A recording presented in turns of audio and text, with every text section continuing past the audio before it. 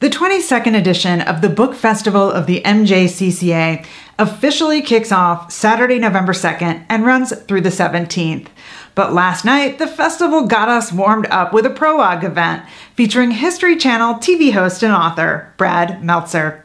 His new book, History Decoded, The 10 Greatest Conspiracies of All Time, hit bookshelves this week, and I'm telling you, this book is going to be the book to give as a holiday gift. I caught up with Brad in the green room last night, just before his event. We have to get right to the book. This is like probably the coolest book you've ever written.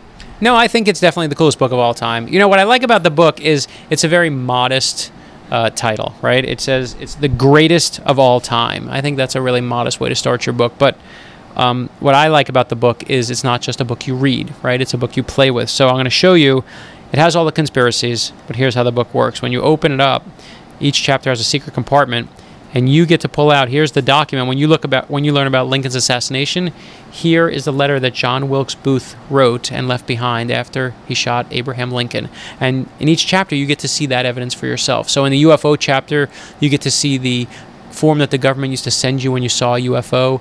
In JFK's chapter, you get JFK's death certificate. And to me, I love giving people JFK's death certificate. This is going to be like the hot gift this holiday season, no? If it isn't, then my family's going to be really, really upset this holiday season. Although I have to, let's talk about, but Hanukkah's on Thanksgiving. It kind of kills it for me.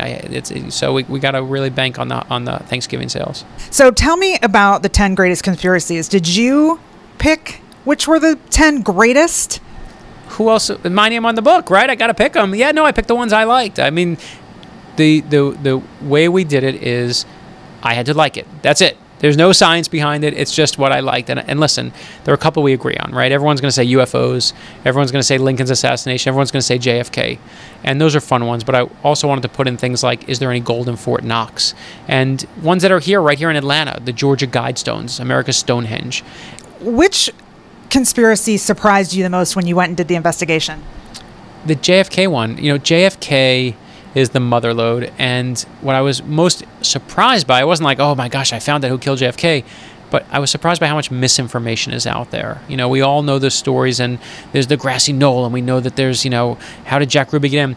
But movies like JFK by Oliver Stone, there's facts in there, but there's myths in there, things that Oliver Stone totally made up. And I said, you know what? I want our readers to know what's real, what's fake, what really happened, what never happened. And to me, that's the best story I can provide, which is the true story.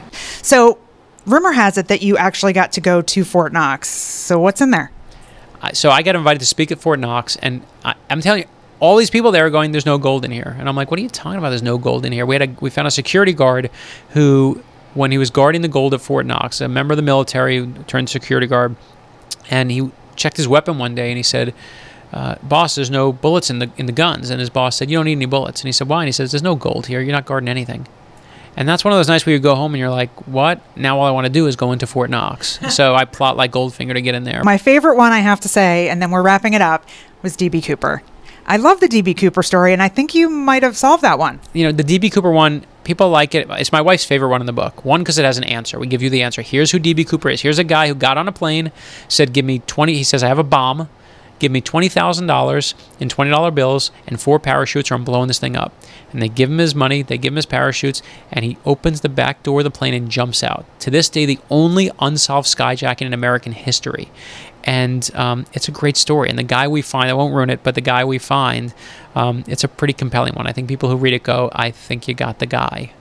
Yeah, I think you got the guy. And I know right here in this interview, I got the guy. I appreciate it. See, I love interviews like this. Thank you so much for being here, and best of luck with this book. I am sure it's going to be at the top of the list this year. If you missed last night's event, not to worry. You can still get copies of History Decoded anywhere books are sold.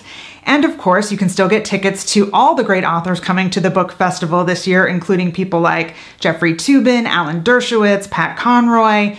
And on the opening night, we'll have Scott Turow talking about his new book, Identical. That's on November 2nd.